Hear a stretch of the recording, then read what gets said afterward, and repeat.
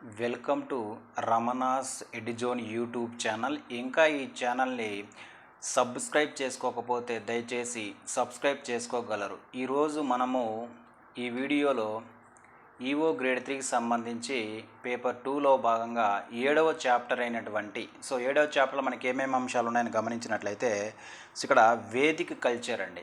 Vedic culture తోటలో syllabus మనకేముంది, Vedic culture, yajnas and yagas, అదేవిధంగా ఇన్ వేదిక కల్చర్ అండ్ వేదాలు, ఉపనిషత్తులు, అదేవిధంగా ఉపవేదాసు, dharmas in different stages of life, ఇవి మనకున్నటువంటి సిలబస్ అని గుర్తుపెట్టుకోవాలి. అయితే ఇక్కడ మనం బాగా గుర్తుపెట్టుకోవాల్సిన విషయం ఏంటంటే వేదిక కల్చర్. వేదిక కల్చర్ మనకి ఏమున్నాయి, యజ్ఞాలు, యాగాలు ఉన్నాయి, అదేవిధంగా వేదాలు, ఉపవేదాలు, దానితో పాటు ఉపనిషత్తులు, అదేవిధంగా dharmas in different stages of life, ఇది మనకు సంబంధించినటువంటి ఈఓ గ్రేడ్ 3 సంబంధించి పేపర్ 2లో భాగంగా 7వ చాప్టర్లో ఉన్నటువంటి సిలబస్ అని గమనించాలి. ఇందులో భాగంగా మనం ఫస్ట్ మనం ఏం చూస్తామంటే వేదిక్ కల్చర్ ఇంట్రడక్షన్ చదువుతాం. అంటే ఇక్కడ వేదిక్ కల్చర్, దీన్నే మనం తెలుగులో ఏమంటామంటే వేద సంస్కృతి అంటాం. ఈ వేద సంస్కృతి గురించి ఈరోజు మనము పరిచయం చేసుకుందాం. జనరల్ మనం గమనించినట్లయితే వేద సంస్కృతి కాలాన్ని 2 భాగాలుగా విభజించారండి. వేద సంస్కృతి కాలాన్ని 2 భాగాలుగా విభజించారు. ఒకటోసరికి తొలి వేద కాలం, తొలి వేద కాలం, దీన్నే మనం ఏమంటామంటే ఋగ్వేదము అంటామని గుర్తుపెట్టుకోవాలి. దీనికి సంబంధించినటువంటి టైం పీరియడ్ కానీ గమనించినట్లయితే క్రీస్తు పూర్వం 1500 నుంచి 1000 లోపని గుర్తుపెట్టుకోవాలి. రెండవది రెండోది మనకేంటిది మలివేద కాలం. మలివేద కాలం, ఈ మలివేద కాలాన్ని మనం ఏమంటామంటే ఇతిహాస కాలం అంటాం. ఇతిహాస కాలము అంటాము. దీని యొక్క టైం పీరియడ్ కానీ మనం గమనించినట్లయితే క్రీస్తు పూర్వము 1000 నుంచి 600 లోపు. అంటే మనం ఇక్కడ గుర్తుపెట్టుకోవాల్సిన విషయం ఏంటంటే వేద సంస్కృతి అనేది ఏ కాలం మధ్య సంబంధించి క్రీస్తు పూర్వము 1500 సంవత్సరాల నుంచి క్రీస్తు పూర్వం 600 సంవత్సరాలకు సంబంధించిన గుర్తుపెట్టుకోవాలి. ఈ వేద సంస్కృతిని రెండు భాగాలు విభజించారు. ఒకటి వచ్చేసరికి మనకేంటంటే తొలి వేద కాలం, దీన్నే మనం ఏమంటామంటే ఋగ్వేద కాలం అంటామని గుర్తుపెట్టుకోవాలి. అదేవిధంగా నెక్స్ట్ది మనకేంటిది మలివేద కాలం. దీన్నే మనము ఇతిహాస కాలం అంటామని గుర్తుపెట్టుకోవాలి. అందులో భాగంగా వేద సంస్కృతి అంటే ఇక్కడ వేదిక్ కల్చర్ అనేది ఎవరితో మొదలైంది అంటే ఆర్యులతో మొదలైంది. చాలా చాలా ఇంపార్టెంట్ అండి. ఆర్యులతో ప్రారంభమైనది గుర్తుపెట్టుకోవాలి. ఆర్య అంటే మీనింగ్ ఏంటంటే ఉన్నతమైన అని అర్థం. అంటే గౌరవమైన అనేటువంటి అర్థం వస్తుందని మనం గుర్తుపెట్టుకోవాలి. నెక్స్ట్ కానీ గమనించినట్లయితే ఆర్యులు మొదట ఎక్కడ నివసించారు? ఆర్యులు అనేవారు మొదట అంటే సప్తసింధు ప్రాంతం, లేదా దీన్ని మనం ఏమంటామంటే పంజాబ్ అంటాం. అంటే పంజాబ్లోని సింధు ప్రాంతంలోకి ప్రవేశించి క్రమంగా భారతదేశం అంతా విస్తరించిన వారు అంటే ఎవరంటే ఆర్యులను గుర్తుపెట్టుకోవాలి. ఈ ఆర్య అనే పదానికి అర్థం ఏంటంటే ఉన్నతమైన లేదా గౌరవమైన అని అర్థం వస్తుందని మనం గుర్తుపెట్టుకోవాలి. నెక్స్ట్ కానీ గమనించినట్లయితే ఆర్యులు వేదకాలపు ప్రజలు. ఆర్యులు అంటే వేదకాలంలో నివసించినటువంటి ప్రజలు ఎవరంటే ఆర్యులు అని గుర్తుపెట్టుకోవాలి.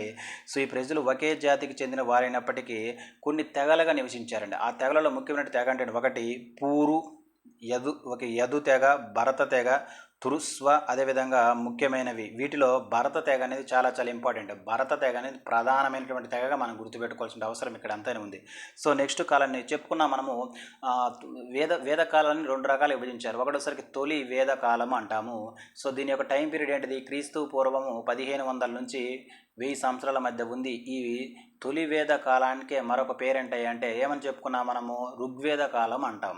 ఇక్కడ మనం గమనించినట్లయితే ఈ తొలి వేద కాలంలో కానీ గమనించినట్లయితే తొలి వేద కాలం గురించి తెలుసుకోవడానికి మనకు ప్రధానమైన ఆధారం ఏంటిది అంటే తొలి వేద కాలం గురించి మనం తెలుసుకోవడానికి ఉపయోగపడే ప్రధాన ఆధారం ఏంటి ఋగ్వేదం. చాలా చాలా ఇంపార్టెంట్ అని గుర్తుపెట్టుకోవాలి. అంటే అందుకే ఈ కాలాన్ని మనం ఏమన్నామంటే ఋగ్వేద కాలం అన్నామని గుర్తుపెట్టుకోవాల్సిన అవసరం ఇక్కడ అంతానే ఉంది. నెక్స్ట్ కానీ గమనిస్తే ఈ ఋగ్వేద కాలంలో గంగా, యమున, సరస్వతి నదుల గురించి ప్రస్తావించబడిందిగా మనం గుర్తుపెట్టుకోవాలి.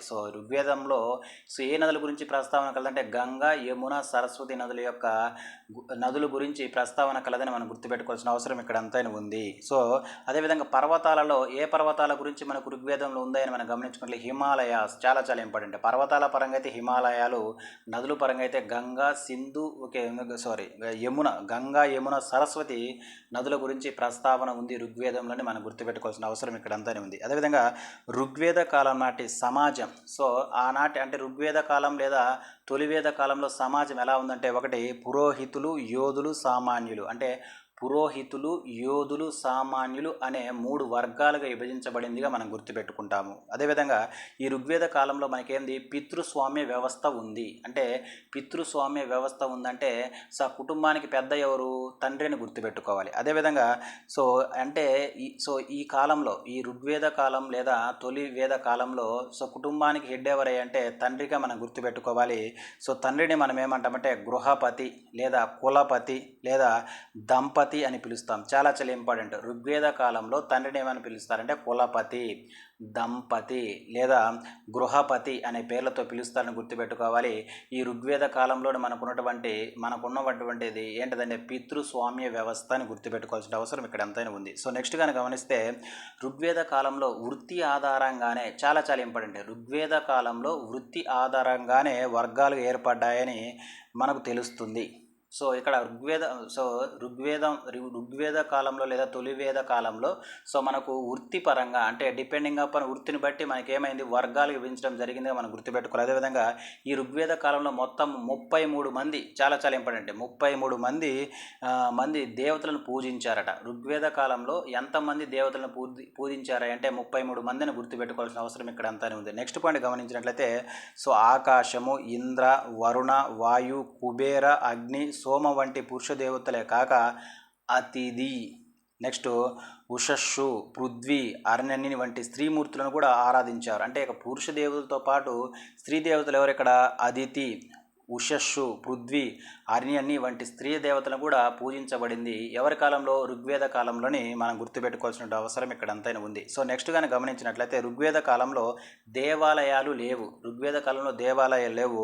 విగ్రహారాధన అంటే వాళ్ళకి అంటే ఏంటో కూడా తెలియదు. అంటే ఇక్కడ మనం గుర్తుపెట్టుకోవాల్సిన విషయం ఏంటంటే ఇక్కడ మనకు ఋగ్వేద కాలంలో దేవాలయాలు కానీ వాటిని ఎలా పూజించాలో కానీ తెలియదని గుర్తుపెట్టుకోవాలి. అదేవిధంగా కానీ ఇలా పూజ విధానంలో ఏమేమి ఉంటాయంటే ప్రార్థనలు, యజ్ఞాలు, యాగాలు ముఖ్యమైనవి ఉన్నాయి. ఋగ్వేద కాలంలో శ్లోకాలే ప్రార్థన గీతాలుగా ఉన్నాయని గుర్తుపెట్టుకోవాల్సిన అవసరం ఎంతైనా ఉంది. ఇది మనకేంటంటే ఇక్కడ వేదకాలంలో మొదటి వేదకాలైనటువంటి ఋగ్వేద కాలం లేదా తొలి వేదకాలం గురించి మనం గుర్తుపెట్టుకోవాల్సినటువంటి ముఖ్యమైన అంశాలు. నెక్స్ట్ మనకు రెండోది ఏంటంటే మలివేద కాలం. దీన్నే మనం ఏమంటామంటే ఇతిహాస కాలం అంటామని గుర్తుపెట్టుకోవాలి.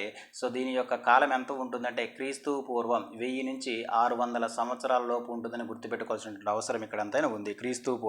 నెక్స్ట్ మలివేద కాలాన్ని మనం ఏమంటామంటే ఇతిహాస కాలం అంటామని గుర్తుపెట్టుకోవాలి. మలివేద కాలంలో మనకు చతుర్వర్ణ వ్యవస్థ చాలా ఇంపార్టెంట్ అండి. చతుర్వర్ణ వ్యవస్థ ఏర్పడింది. అంటే సమాజము బ్రాహ్మణ, క్షత్రియ, వైశ్య అదేవిధంగా శూద్రులుగా విభజించబడింది. మనకు ఋగ్వేద కాలంలో వృత్తిని బట్టి మనకేంది వర్గాలు విభజించబడితే, అదేవిధంగా మలివేద కాలంలో లేదా ఇతిహాస కాలంలో మనకి ఇక్కడ వర్ణాన్ని బట్టి మనకు బ్రాహ్మణ, క్షత్రియ, వైశ్య అదేవిధంగా శూద్రులుగా విభజించారని మనం గుర్తుపెట్టుకోవాల్సిన అవసరం ఇక్కడ అంతా ఉంది. నెక్స్ట్ వచ్చేసరికి మలివేద కాలం నాటికి ఇంద్రుడు, అగ్ని, వరుణుడు వంటి ప్రకృతి దేవతల ప్రాధాన్యం కోల్పోయి త్రిమూర్తులైనటువంటి బ్రహ్మ, విష్ణు, శివుడు బ్రహ్మ, విష్ణు, శివుల ఆరాధన ప్రాముఖ్యత కల్పించబడింది. అంటే మనకు ఇక్కడ తొలివేద కాలంలో ప్రకృతి దేవతలను పూజించేవారు. కానీ వారి యొక్క ప్రాముఖ్యత తగ్గి త్రిమూర్తుల యొక్క ప్రాముఖ్యత పెరిగిందని గుర్తుపెట్టుకోవాల్సిన అవసరం ఇక్కడ అంతా ఉంది. మలివేద కాలం నాటికి యజ్ఞ, యాగాది, క్రతువులు, కర్మకాండలు తీవ్రమైనాయి. మలివేద కాలం నాటికి యజ్ఞ, యాగాది, క్రతువులు, కర్మకాండలు తీవ్రమైనవి గుర్తుపెట్టుకోవాలి. ఇవి మనకు